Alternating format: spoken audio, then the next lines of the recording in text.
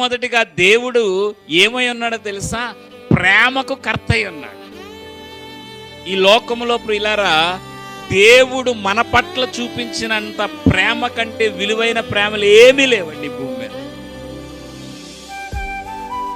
ఆయనే ప్రేమకు కర్త అయి ఉన్నాడు.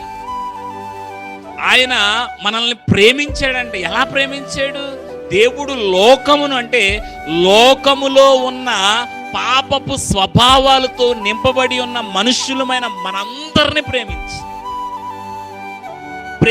ఎలా ప్రేమించాడు? ఎంత ప్రేమించాడు అంటే ఆ ప్రేమ కంటండి కొలతలేనంత ప్రేమ, కొలవలేనంత ప్రేమ. అంటే విస్తారం, ఇంకా దాన్ని కొలిసే అంత స్థాయి స్థితి ఏమీ లేదు.